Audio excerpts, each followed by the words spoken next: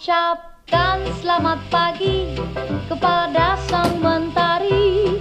Aku siap menyambut hari. Sing-singkan lengan baju, ku pergi kerja dulu. Ku akan mencuci kainku. Ku cuci dan ku jemur menghadap arah timur. Kain rapi sungguh teratur. Lelah letih bekerja, bersantai dulu saja dengan segelas kopi di meja. Assalamualaikum warahmatullahi wabarakatuh. Saya Tegar Prasetyo dengan NIM 210304133, seorang mahasiswa dari Universitas Muhammadiyah Riau, Fakultas Ekonomi dan Bisnis, Program Studi Manajemen. Baiklah, video kali ini akan membahas tentang komunikasi bisnis digital dengan submateri keterampilan presentasi bisnis, komunikasi interpersonal dan kelompok, negosiasi bisnis, etika dalam komunikasi bisnis, dan teknologi digital dalam komunikasi. Sebelum membahas kelima materi inti tersebut, saya akan mencoba menjabarkan mata kuliah ini terlebih dahulu. Mata kuliah komunikasi bisnis digital merupakan mata kuliah yang mempelajari tentang cara berkomunikasi secara efektif dan profesional dalam konteks bisnis, yang menggunakan teknologi digital sebagai media atau sarana. Apa sih pentingnya mempelajari mata kuliah komunikasi bisnis digital tersebut? Nah, yang pertama, teknologi digital telah menjadi bagian yang tidak bisa terpisahkan dari kehidupan dan bisnis di era globalisasi dan digitalisasi saat ini. Oleh karena itu, kita sebagai mahasiswa perlu menguasai cara berkomunikasi bisnis yang memanfaatkan teknologi digital secara optimal dan efisien. Yang kedua, komunikasi bisnis digital memiliki peran yang sangat besar dalam menentukan keberhasilan bisnis, baik dalam hal membangun hubungan, mempromosikan produk atau jasa, mengatasi masalah, atau mengambil keputusan.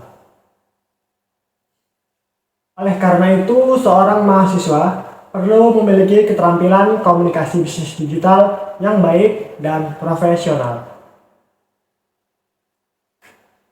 Dan yang ketiga, komunikasi bisnis digital juga menuntut mahasiswa untuk memiliki kemampuan beradaptasi, berinovasi, dan bersaing di dunia bisnis yang dinamis dan kompetitif. Untuk itu, kita perlu belajar strategi komunikasi bisnis digital yang efektif dan kreatif. Selanjutnya, saya akan mencoba untuk menjelaskan materi inti dalam video ini.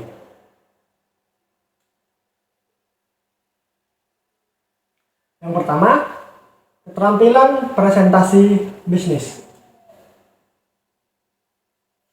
merupakan kemampuan untuk menyampaikan informasi, ide, gagasan, atau bahkan proposal secara efektif dan menarik kepada audiens dalam konteks bisnis.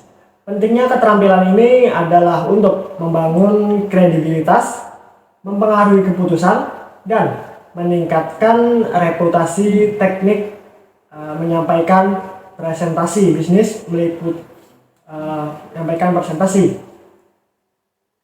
yang meliputi persiapan yang matang, penggunaan media sosial yang sesuai, pengaturan suara dan bahasa tubuh, serta interaksi dengan audiens secara langsung. Kedua, komunikasi interpersonal dan kelompok adalah komunikasi yang terjadi antara dua orang atau lebih, baik secara tatap muka maupun melalui media. Ciri-ciri komunikasi interpersonal diantaranya adanya hubungan yang dekat, saling ketergantungan, dan umpan balik yang langsung. Efektivitas komunikasi interpersonal ditentukan oleh beberapa faktor, seperti kejujuran, empati, dan keterbukaan. Untuk kelompok sendiri biasanya dapat diklasifikasikan menjadi primer dan sekunder, tergantung pada tingkat kedekatan dan tujuan anggotanya. Untuk komunikasi kelompok meliputi diskusi, rapat, brainstorming, dan presentasi. Fungsi komunikasi kelompok untuk berbagi informasi, memecahkan masalah, mengambil keputusan, dan membangun kerjasama. Materi yang ketiga berupa negosiasi bisnis. Negosiasi bisnis sendiri merupakan proses komunikasi antara dua pihak atau lebih yang bertujuan untuk mencapai kesepakatan atau kompromi tentang suatu masalah atau transaksi bisnis.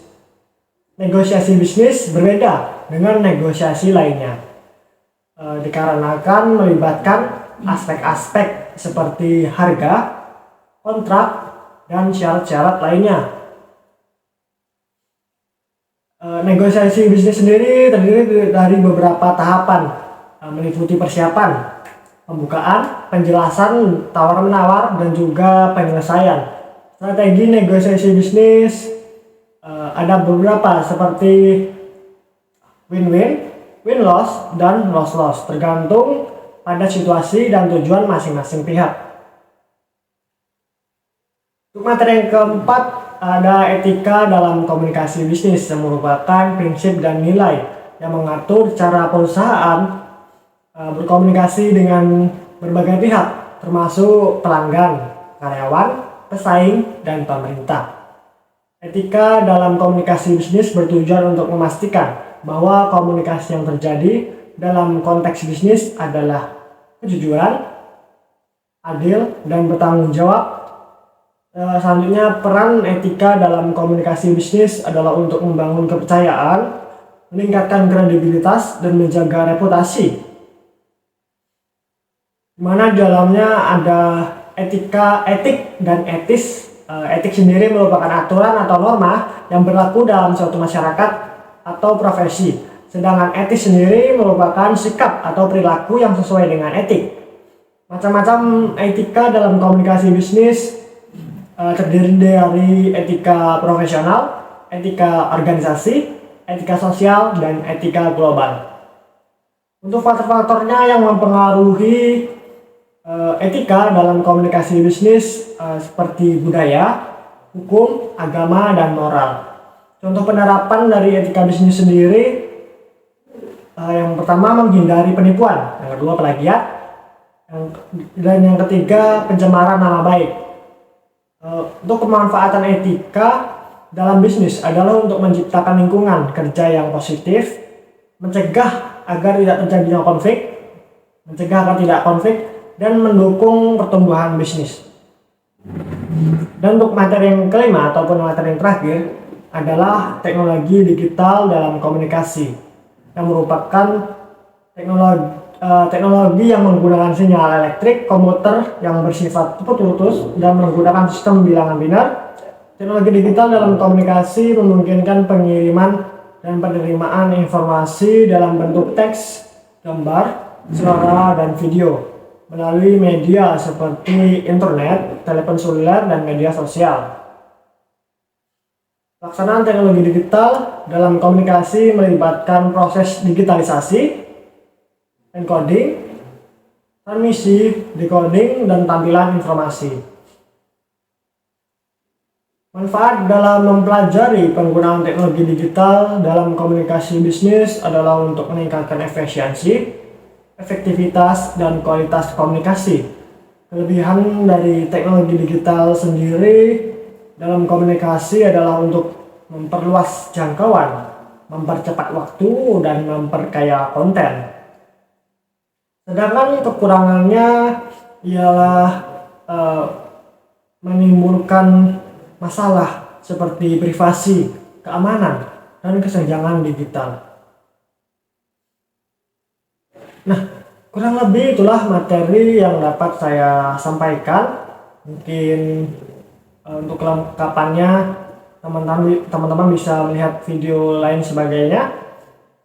Saya akhiri, wabillahi taufiq wal hidayah. Wassalamualaikum warahmatullahi wabarakatuh.